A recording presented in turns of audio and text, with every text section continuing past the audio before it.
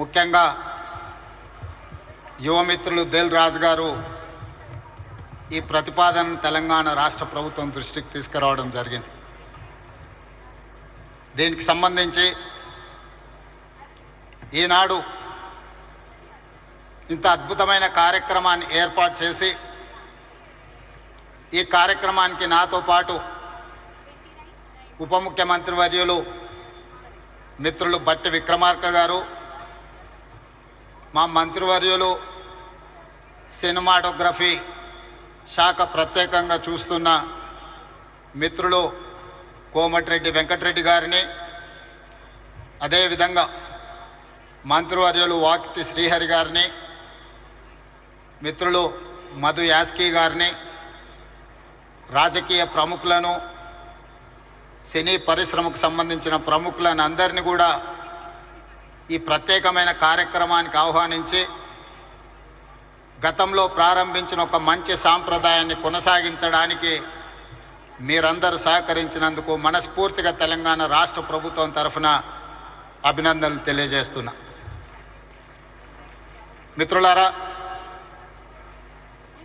Congress party, Congress ప్రభుత్వం పరిశ్రమను ఎప్పుడూ గౌరవించి మీకు అవసరమైన అన్ని వసతులను ఏర్పాటు చేయడమే కాకుండా మిమ్మల్ని అభినందించాలనే ఆలోచనతోటి 60 సంవత్సరాల క్రితం, నాకు తెలిసినంత వరకు సినీ ప్రముఖులకు ఇంకా బాగా తెలియాలి, 1964లో తెలుగు సినీ పరిశ్రమను గుర్తించడానికి డైరెక్టర్లను, నటులను, అదేవిధంగా ఇతర కళాకారులను గుర్తించాలి, గుర్తించిన వాళ్లకు అవార్డులు ఇవ్వాలి, ఆ అవార్డులకు నంది పేరు పెట్టాలి అని చెప్పి 60 సంవత్సరాల క్రితం ఆనాటి ప్రభుత్వం నిర్ణయం తీసుకొని ఆ సంప్రదాయాన్ని 14 సంవత్సరాల క్రితం వరకు ఎవరు ఉమ్మడి ఆంధ్రప్రదేశ్కి ముఖ్యమంత్రి అయినా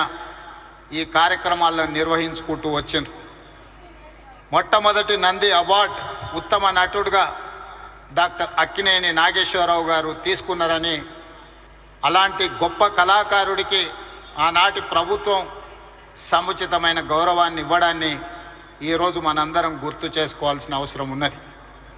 అదేవిధంగా వివిధ కారణాల చేత 14 సంవత్సరాల క్రితం ఆగిపోయిన ఈ కార్యక్రమాన్ని మళ్ళీ కొనసాగించాలన్న ఆలోచనతోటి మా ప్రభుత్వం నంది అవార్డులను ఈరోజు తెలంగాణ గద్దర్ ఫిల్మ్ అవార్డ్స్గా ఈరోజు మీ ముందుకు వచ్చి నిలబడి ఈ 11 సంవత్సరాలు తెలంగాణ రాష్ట్రం ఏర్పడ్డ తర్వాత తీసిన అన్ని సినిమాలకు సంబంధించిన డైరెక్టర్లను, కళాకారులను, కవులను, గాయకులను, సాంకేతిక నిపుణులను అందరినీ అభినందించాలి అని ఈరోజు ఈ కార్యక్రమాన్ని ఏర్పాటు చేసి ఇన్ని గంటలైన ప్రముఖులందరూ ఇక్కడ ఉండి పరిశ్రమ అంతా ఒక్కటే, ఈ పరిశ్రమకు తెలంగాణ రాష్ట్ర ప్రభుత్వం అందిస్తున్న ప్రోత్సాహాన్ని మేమందరం కూడా ఆహ్వానిస్తున్నామని చెప్పి ఇంత సమయం ఇక్కడ కేటాయించినందుకు మీ అందరిని అభినందిస్తూ, గతంలో భారతీయ సినీ పరిశ్రమ అంటే బాలీవుడ్ అని చర్చించుకునేవాళ్ళు, తెలుగు సినీ పరిశ్రమ అంటే చెన్నైలో ఉంది అని మాట్లాడుకునేవాళ్ళు. కానీ ఈనాడు భారతీయ సినీ పరిశ్రమ అంటే తెలుగు సినీ పరిశ్రమ, ఈ తెలుగు సినీ పరిశ్రమకు హైదరాబాద్ వేదిక అని చెప్పి ఈరోజు మీరందరూ నిరూపించినందుకు రాష్ట్ర ప్రభుత్వం తరఫున మిమ్మల్ని అందరిని అభినందిస్తున్నా. సినీ పరిశ్రమకు సంబంధించి మొదటి తరం అన్న నందమూరి తారక రామారావు గారు, డాక్టర్ అక్కినేని నాగేశ్వరరావు గారు. రెండో తరం కృష్ణ గారు, శోభన్ బాబు గారు, కృష్ణం రాజు గారు. మూడవ తరం చిరంజీవి గారు, బాలకృష్ణ గారు, వెంకటేష్, నాగార్జున లాంటి హీరోలు వచ్చారు. ఈనాడు 4వ తరం సినీ పరిశ్రమ ఇక్కడ ఉన్నది. 4వ తరంలో పవన్ కళ్యాణ్ గారు కావచ్చు, మహేష్ బాబు కావచ్చు, లేదా అల్లు అర్జున్ కావచ్చు. మీరందరూ ఈనాడు తెలుగు సినీ పరిశ్రమకు 4వ తరం ప్రాతినిధ్యం వహిస్తున్నారు. ఈరోజు ఈ వేదిక మీద నుంచి చాలామంది విద్యార్థి దశలో నాకు పరిచయం ఉన్న వాళ్ళందరికీ ఈరోజు సినీ పరిశ్రమలో రాణించిందని ఇక్కడ కలుస్తుంటే నాకు చాలా ఆనందం కలిగింది. బన్నీ కావచ్చు, వెంకట్ కావచ్చు, అశ్విన్ దత్ గారి అమ్మాయిలు, లేకపోతే వాళ్ళ అల్లుడు నాగ వైష్ణవ్ కావచ్చు, వీళ్ళందరూ యంగ్ ఏజ్లో కాలేజ్ డేస్లో ఉన్నప్పటి నుంచి వీళ్ళందరూ నాకు తెలుసు. ఈరోజు గొప్ప డైరెక్టర్లుగా, గొప్ప నటులుగా, గొప్ప ప్రొడ్యూసర్స్గా, నవీన్ ఎర్నేని లాంటి పెద్ద ప్రొడ్యూసర్స్ అందరూ కూడా మా యువమిత్రులందరూ ఈరోజు ఈ పరిశ్రమలో రాణించడం, ఈరోజు వాళ్ళందరినీ వేదిక మీద నుంచి అభినందించడం చాలా సంతోషకరమైన సందర్భం. అదేవిధంగా ఈ కార్యక్రమం అద్భుతంగా నిర్వహించడమే కాదు, నేను ఒక్క మాట ఈ వేదిక మీద నుంచి సినీ ప్రముఖులందరికీ కూడా చెప్పదలుచుకున్నాను. రాష్ట్ర ప్రభుత్వం కఠినంగా కనిపిస్తుంది, కానీ మిమ్మల్ని అభిమానంగా చూసుకుంటుంది, మీ అభివృద్ధికి 100% తోడ్పాటును అందిస్తుంది. ప్రభుత్వం నడిపేటప్పుడు కొన్ని నిర్ణయాలు తీసుకున్నా అది మిమ్మల్ని ప్రోత్సహించడానికి, మిమ్మల్ని అభినందించడానికి, మీకు సముచితమైన స్థానం కల్పించడానికి ఈ రాష్ట్ర ప్రభుత్వం ప్రయత్నం చేస్తుంది. ఈరోజు ఈ వేదిక మీద నుంచి తెలంగాణ రైజింగ్ 2047కు ఒక ప్రత్యేకత ఉన్నది. ఈ దేశానికి స్వతంత్రం వచ్చే 100 సంవత్సరాలు 2047లో మనం పూర్తి చేసుకోబోతున్నాం.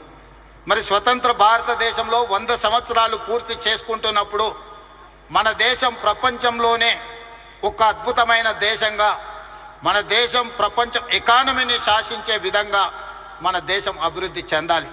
అది పరిశ్రమలు కావచ్చు, ముఖ్యంగా IT, pharma, defence and film industry. Film industry కూడా ఈ దేశంలో ఒక గొప్ప పరిశ్రమగా రాణించాలనేదే మా ప్రభుత్వం యొక్క ఆలోచన, మా ప్రభుత్వం యొక్క ప్రణాళిక. అందుకే ఈరోజు ఈ వేదిక మీద నుంచి మీకు అందరికీ ఒక మాట నేను స్పష్టంగా చెప్పదలుచుకున్నాను. నేను మొన్న జరిగిన నీతి ఆయోగ్లో ప్రధానమంత్రి గారికి చెప్పిన 2047 ఏదైతే విజన్ ఉందో 2047కి తెలంగాణ రాష్ట్ర ప్రభుత్వం $3 ట్రిలియన్ ఎకానమీగా అభివృద్ధి చెందాలి. 2035 లోపల $1 ట్రిలియన్ ఎకానమీగా తెలంగాణ రాష్ట్రాన్ని అభివృద్ధి పదం వైపు నడిపిస్తాం. 10 సంవత్సరాలు తిరిగే లోపల $1 ట్రిలియన్ ఎకానమీకి చేరాలన్నా 2047కి $3 ట్రిలియన్ ఎకానమీకి తెలంగాణ రాణించాలి అనంటే సినీ పరిశ్రమ గొప్పగా అభివృద్ధి చెందాలి. ఈరోజు హాలీవుడ్ అంటే అమెరికాకి వెళ్తున్నాం, బాలీవుడ్ అంటే ముంబైకి వెళ్తున్నాం. నేను అడుగుతున్న మిత్రుల్ని, రాజమౌళి గారిని, ఈరోజు ప్రపంచమే గుర్తించే విధంగా అద్భుతమైన సినిమాలను తీయగలిగిన మీరు ఆ పరిశ్రమను ఎందుకు ఈ గడ్డ మీదకి తీసుకురారు అని నేను మిమ్మల్ని అడుగుతున్నా. ఈరోజు రాష్ట్ర ప్రభుత్వం మీకు అండగా నిలబడ్డది. హాలీవుడ్ అమెరికా కాదు, బాలీవుడ్ ముంబై కాదు, హాలీవుడ్, బాలీవుడ్ హైదరాబాదు గడ్డ మీద ఉండాలి. మీకేం కావాలనో నాకు చెప్పండి, రాష్ట్ర ప్రభుత్వం మీకు అండగా నిలబడుతుంది. ఒక ఐటీ పరిశ్రమను, ఒక ఫార్మా ఇండస్ట్రీని, ఒక డిఫెన్స్ ఇండస్ట్రీని ఏ రకంగా ప్రోత్సహించినామో ఈరోజు ఫిల్మ్ ఇండస్ట్రీని అదే విధంగా ప్రోత్సహిస్తాం. మీకు కావలసిన ప్రణాళికలు అందిస్తాం. ప్రణాళికలు మీరు రచించండి. మా విజన్ డాక్యుమెంట్లో, తెలంగాణ రైజింగ్ 2047 విజన్ డాక్యుమెంట్లో ఫిల్మ్ ఇండస్ట్రీకి ఒక చాప్టర్ ఇస్తాం. ఆ చాప్టర్ని రాయాల్సిన బాధ్యత సినీ ప్రముఖులకు, ఇక్కడ ఉన్న పెద్దలందరికీ ఉంది. మీకేం కావాలనో నాకు చెప్పండి. నేను ఈరోజు చెప్తున్నా, ఇక్కడ నుంచి 22 సంవత్సరాలు, ఈ 22 సంవత్సరాలు క్రియాశీలక రాజకీయాలలో నేను ఉంటా. ఏ హోదాలో ఉన్నా మీకు అండగా నిలబడతా.